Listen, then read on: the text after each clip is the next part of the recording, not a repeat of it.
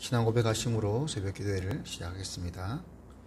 전능하사 천지를 만드신 하나님 아버지를 내가 믿사오며 그 외아들 우리 주 예수 그리스도를 믿사오니 이는 성령으로 잉태하사 동정녀 마리아에게 나시고 본디오 빌라도에게 고난을 받으사 십자가에 못 박혀 죽으시고 장사한 지 사흘 만에 죽은 자 가운데서 다시 살아나시며 하늘에 오르사 전능하신 하나님 우편에 앉아 계시다가 저리로서 산자와 죽은 자를 심판하러 오시리라. 성령을 믿사오며 거룩한 공회와 성도가 서로 교통하는 것과 죄를 사하여 주시는 것과 몸이 다시 사는 것과 영원히 사는 것을 믿사옵나이다. 아멘. 찬송가 301장 전하겠습니다. 찬송가 301장 지금까지 지내온 것 주의 크신 은혜라. 한이 없는 주의 사랑 어찌 이루 말하랴. 자나깨나 주의 손이 항상 살펴주시고 모든 일을 주 안에서 형통하게 하시네. 301장 찬양하겠습니다. 지금까지 지내온 것 주의 크신 은혜라. 한이 없는 주의 사랑 어찌 이루 말하랴. 자나깨나 주의 손이 항상 살펴주시고 모든 일을 주 안에서 형통하게 하시네. 몸도 맘도 연약하나 새 힘 받아 살았네. 물 붓듯이 부으시는 주의 은혜 족하다.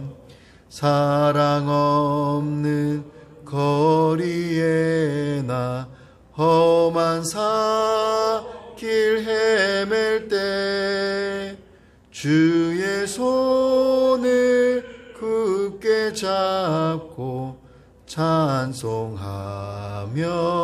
가리라. 주님 다시 배올 날이 날로 다가와 무거운 짐 주께 맡겨 벗을 날도 멀잖네. 나를 위해 예비하신 고향 집에 돌아가 아버지의 품 안에서 영원토록 살리라. 아멘. 오늘 새벽에 함께 보실 말씀은 구약성경 예레미야 43장 말씀입니다.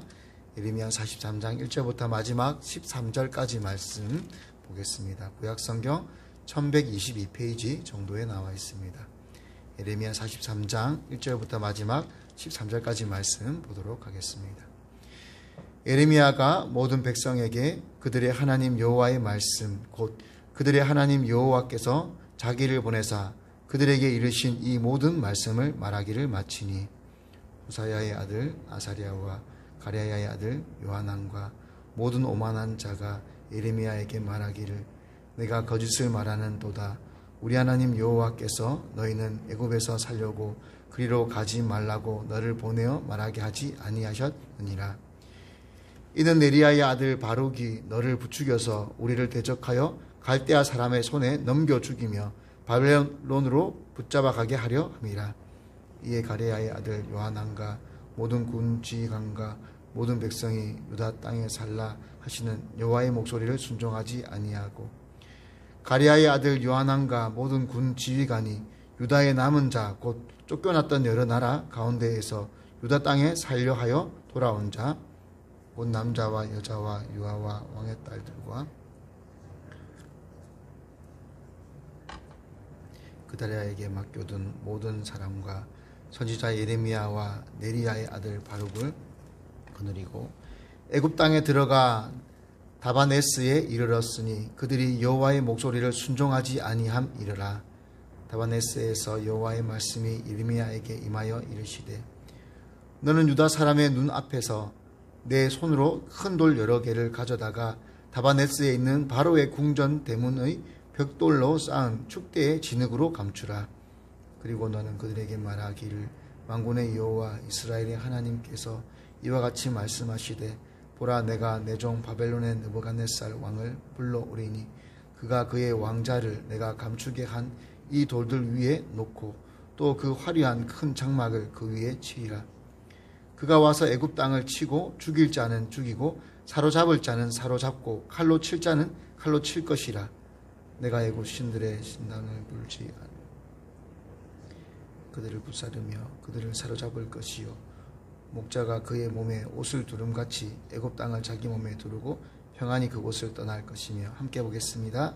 그가 또 애굽 땅 베세메스의 석상들을 깨뜨리고 애굽 신들의 신당들을 불사르리라 하셨다 할지니라 하시니라. 아멘. 예수님께서 이 땅에 오셔서 사역할 때 예수님의 마음을 제일 힘들게 하고 아프게 하고 또 예수님의 사역을 가장 반대했던 사람들이 있습니다. 그 사람들은 하나님을 전혀 모르는 사람들, 하나님을 믿지 않는 사람들이 아니라 유대 사회에서는 가장 하나님을 잘 믿는다고 알려져 있는 하나님의 말씀을 가르친다는 율법 선생님들이었습니다. 우리가 잘 알고 있는 바리새인들, 서기관들이었습니다.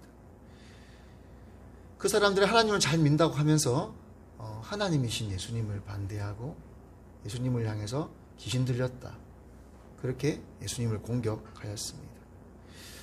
오늘 본 본문 앞에 2장 넘어가면 저희가 지난주에 보았던 41장에 이스마엘이라고 하는 악한 사람이 나옵니다. 이 이스마엘은 드러내어 놓고 악을 행했습니다. 그 사람은 이스라엘을 반대하고 적대하면서 이 암논 왕의 결탁을 해서 자기 동족들을 살해하며 그들을 포로로 잡아가려고 했습니다.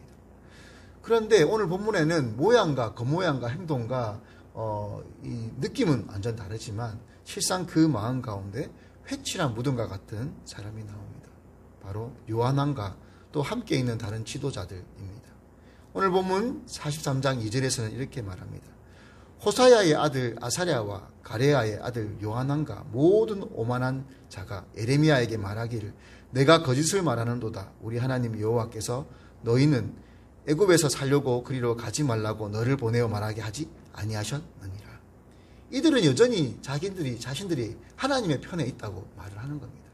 우리는 하나님 편에 있는데 예레미야 네가 거짓말하는 거다. 그들은 그렇게 말합니다. 앞서 우리가 42장에서도 내용을 보았습니까? 그들이 이런 말을 했습니다. 하나님이 뭐라고 말씀하시는지 간에 우리는 순종하겠다. 우리 마음에 들든지 들지 않든지 우리는 하나님의 뜻을 따르겠다. 그렇게 그들은 말했습니다. 그런데 하나님이 예레미야를 통해서 그들이 원하지 않는 답변을 주자 그들은 예레미야 네가 틀린 거야. 하나님이 우리에게 그렇게 말씀하실 분이 아니야 라고 예레미야를 거짓이라고 말하였습니다. 누가 거짓을 말하고 있는 것입니까? 이들이 거짓을 말하고 있는 것입니다. 우리는 성경에서 발락의 요청을 따라서 이스라엘 백성에게 저주를 해달라고 요청했던 불러들인 발람의 이야기를 잘 알고 있습니다. 이 발람은 하나님과 대화를 주고받는 내용들이 성경에 나오는데 이 발람은 하나님의 뜻을 먼저 알고 바르게 선포해야 될 사람인데 발락을 따라 나섭니다. 그 의도부터가 잘못된 것입니다. 이 발람은 하나님께서 그걸 원하지 않아 라고 말을 하면서도 하나님께 따라갈까요 말까요 또다시 물어보면서 결국은 발락을 따라 나섭니다. 그리고는 무엇을 선포합니까? 자기 입에서 원하는 것가 아닌 하나님이 알아서 축복의 말씀을 주십니다. 결국은 발람이 이스라엘 백성들을 축복하는 말들을 여러 번 자꾸 반복하니까 발락이 발람에게 그러면 저 이스라엘 백성이 보이지 않는 저 끝트리에 가서 우리가 다시 예언을 해보자. 그렇게 그를 설득을 합니다. 발람이 마지막까지도 하나님이 주시는 축복의 말로 이스라엘 백성을 축복을 하죠. 그런데 성경에 보면요, 이 발람을 악한 사람이라고 계속해서 반복해서 발람의 얘기를 하고 신약에서도 조차도 발람 얘기를 합니다. 이 발람이 마지막에 어떤 잘못을 했을까요? 이스라엘 백성들이 이 가나안 땅에 들어가기 직전에 우상 숭배를 하고 그 여인들과 이방 여인들과 간음죄를 짓는 내용이 나와요. 그걸 누가 알려줬을까요? 그걸 발람이 알려줬어요. 정작 그들을 위해서 기도할 때는 하나님의 말씀으로 하나님 주신 대로 축복을 했지만 떠나가면서 발락에게 꾀를 준 거예요. 저들은 하나님의 거룩한 백성이다. 저들을 죄짓게 만들어라. 그러면 그들은 알아서 무너질 것이다. 그걸 알려준 게 발람입니다. 마치 하나님 말씀을 선포하기 위해서 온 것처럼 행동했지만 떠나가면서 이스라엘 백성들에게 저주가 내리도록 만든 사람이 발람이란 말이죠. 바리새인들은 하나님을 잘 믿는 척했습니다. 하나님을 위하는 척했습니다. 하나님의 편인 척을 했습니다. 오늘 본문에 나오는 아사랴와 요하난과 그 외의 사람들은 하나님의 뜻에 순종할 것처럼 자기들이 하나님 편에 있는 것처럼 말을 합니다. 하지만 실상 그들은 자기의 이익을 따르는 사람들입니다. 하나님이 왜 이렇게 처절하게 하나님의 백성들을 끝까지 따라가시면서 벌을 내리실까요? 이들은 지금 애굽으로 이미 벌써 가버린 사람들입니다. 이들이 가면서 예레미야까지 데리고 가요. 저는 좀 궁금했어요. 왜 예레미야가 왜 따라갔을까? 근데 본문 뒤로 가면 그 이유를 알 수가 있습니다. 하나님께서 예레미야에게 그 애굽 땅에까지도 가서 하나님의 뜻을 선포하게 합니다. 예레미야가 사람들이 보는 가운데서 큰 돌을 몇 개 취합니다.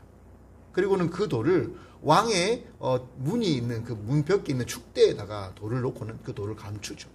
근데 사람들이 모르게 감추는 게 아니라 다 알게 감춰요. 그리고는 말을 합니다. 하나님 말씀대로. 이 돌들이 바벨론 왕의 세우는 그 궁전의 축대가 될 것이다. 받침대가 될 거다. 그리고 이곳에 그가 와서 성막을 치고는 그가 자기 천막을 치고는 여기에서 너희들을 죽이고 괴롭히고 멸절시킬 것이다. 예레미야가 끝까지 따라가서 하나님 말씀을 선포하게 합니다. 예레미야 마음이 얼마나 힘들었을까요? 오늘 본문에서도 예레미야한테 네가 거짓말쟁이야 라고 이런 말을 듣고 있는 상황에서 예레미야는 또다시 울며 자기 백성들을 위해서 하나님 말씀을 선포하게 되는 거죠.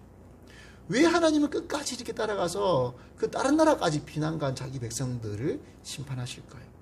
44장에 가면 그 이유가 분명히 나옵니다. 이들 마음속에 무엇이 숨겨져 있었는지, 이들 마음 밑바닥 가운데 회칠한 무덤 가운데 뭐가 있었는지 44장에 가면 이런 내용이 나옵니다. 44장 17절부터 19절까지만 제가 읽어드릴게요. 우리 입에서 낸 모든 말을 반드시 실행하여 우리가 본래 하던 것 곧 우리와 우리 선조와 우리 왕들과 우리 고관들이 유다 성읍들과 예루살렘 거리에서 하던 대로 하늘의 여왕에게 분향하고 그 앞에서 전제를 드리리라. 그때에는 우리가 먹을 것이 풍부하며 복을 받고 재난을 당하지 아니하였더니 우리가 하늘의 여왕에게 분향하고 그 앞에서 전제에 드리던 것을 패한 후부터는 모든 것이 궁핍하고 칼과 기근의 멸망을 당하였느니라. 여인들은 이르되 우리가 하늘의 여왕에게 분향하고 그 앞에 전제를 드릴 때 어찌 우리 남편의 허락 없이 그의 형상과 같은 과자를 만들어 놓고 전제를 드렸느냐 하는지라. 이들이 결국 속내를 드러냈습니다. 우리가 옛날에 하나님이 아닌 다른 신을 섬길 때는 잘 먹고 잘 살았는데 그걸 버리고 하나님 섬겼더니 우리가 가난해지고 못 먹고 그리고는 전쟁 가운데 패한 것이다. 그들은 그렇게 결론을 내린 것입니다. 마음속에 그런 결론을 가지고서는 하나님 편에 있는 척 그렇게 행동했던 거예요. 예수님께서 바리새인들에게 말씀하셨습니다. 성전 앞에 두 사람이 있는데 한 사람은 큰 죄인이다. 그 사람은 사람들에게 미움받는 셀이라는 사람이다. 근데 이 사람은 성전을 볼 자격도 없어서 울면서 하나님 나는 이 성전을 바라볼 자격도 없는 사람입니다. 죄인입니다. 나를 불쌍히 여겨주소서 라고 기도하고 바리새인은 이르기를 나는 일주일에 몇 번씩 금식하고 11조도 잘하고 나는 모든 걸 잘하고 있는 의인입니다. 그렇게 기도할 때 하나님이 누구를 의인이라 불러주겠느냐. 그렇게 예수님께서 말씀하셨습니다. 오늘 본문 가운데 나오는 이 요한왕과 거만한 사람들의 가장 큰 불행이 무엇인 것입니까? 그건 바로 자기의 죄를 깨닫지 못한다는 거예요. 혹여나 우리 마음 가운데 우리 모습 가운데 이런 모습이 있지는 않습니까? 하나님이 그만 돌이키라고 그렇게 말씀하시는데 거만한 마음 가운데 교만한 마음 가운데 있으면서 우리가 잘하고 있다고 착각하면서 다른 사람과 비교해서 내가 좀 더 낫지 저 사람보다 내가 낫지 저런 사람을 하나님 왜 세우셨을까? 왜 구원하실까? 그렇게 우리가 교만한 마음을 가지지는 않을까요? 하나님 보시기에 우리는 모두 다 똑같은 죄인입니다. 도토리끼리 아무리 크다고 싸워봐야 도토리입니다. 보기에는 맨들맨들하고 이쁘게 생긴 도토리가 100번 1000번 굴러가도 호박이 한번 덩그름 굴러가면 그 호박이 훨씬 나은 것이죠. 우리는 도토리입니다. 그런 우리들끼리 서로 비교하고 다투고 싸우고 하는 것은 별 의미가 없는 것이지. 예수님께서 이런 말씀을 하셨습니다. 집 하인이 두 주인을 섬길 수 없나니 곧 혹 이를 미워하고 저를 사랑하거나 혹 이를 중히 여기고 저를 경히 여길 것임이니라. 너희는 하나님과 재물을 겸하여 섬길 수 없느니라. 오늘 본문에 나오는 이 사람들은 결국 처음에는 하나님 뜻대로 하겠다고 그렇게 고백했지만 결국 자기들의 이익을 따라가 버렸습니다. 결정적인 순간에 자기의 이익, 자기의 판단, 자기의 오름을 따라간 것입니다. 자기들 생각에는 예루살렘이 너무나 불안한 지역인 거예요. 이 앞에 어떤 사건이 있었죠? 이스마엘이 바벨론 왕이 세워놓은 총독을 죽여버렸습니다. 그래서 그 바벨론 왕이 오면 자기들도 죽일까 봐 두려웠던 거예요. 근데 예루살렘에 있기가 너무 겁이 나는 것입니다. 그래서 어떻게 합니까? 애굽으로 도망간 거예요. 그리고는 뭘 의지했을까요? 애굽의 신들을 의지한 겁니다. 자기들이 섬기는 신과 그리고 또 다른 신을 이제 섬기기 시작하는 거죠. 그래서 오늘 본문 마지막에 가면 하나님이 이런 말씀을 하시죠. 12절부터입니다. 내가 애굽 신들의 산당을 불지르리라. 느부갓네살이 그들을 부사르며 그들을 사로잡을 것이요 목자가 그의 몸에 옷을 두른 같이 애굽 땅을 자기 몸에 두르고 평안히 그곳을 떠날 것이며 그가 또 애굽 땅 베세메스의 석상들을 깨뜨리고 애굽 신들의 신당들을 불사르리라 하셨다 할지니라 하시니라. 하나님께서 애굽에 있는 모든 신들을 멸하겠다고 말씀하세요. 왜 하나님이 그렇게 애굽으로 가지 말라고 했을까요? 과거에 이스라엘 백성들이 애굽 신을 섬겼었거든요. 사마리아에 세워놨던 그 두 금송아지가 어디서 왔을까요? 그건 애굽의 신입니다.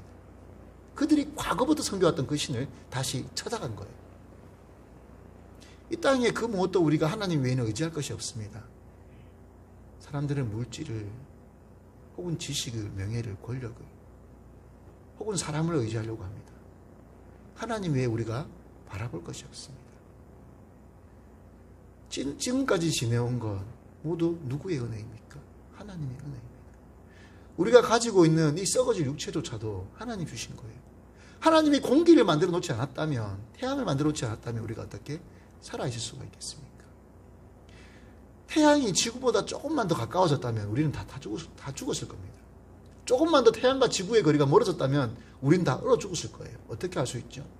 똑같은 지구 안에서도 태양이 비추는 각도에 따라서 남극과 북극이 있고요. 또 아프리카 같은 더운 나라가 있어요. 똑같은 지구 안에서도. 하물며 하나님이 태양과 지구를 조금만 가깝게 하시면 우리는 다 죽는 거예요. 달이 없었다면. 우리는 느끼지 못하고 있지만 이 모든 것이 다 하나님의 은혜입니다. 비를 내리시는 분도 식물을 자라게 하시는 분도.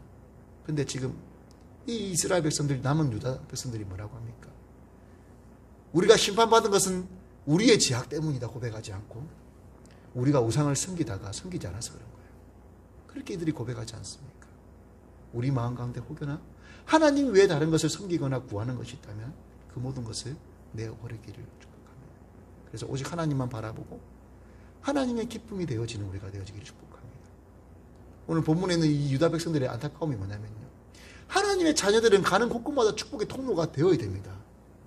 처음 요셉이 애굽에 갔을 때 축복의 통로가 되지 않았습니까?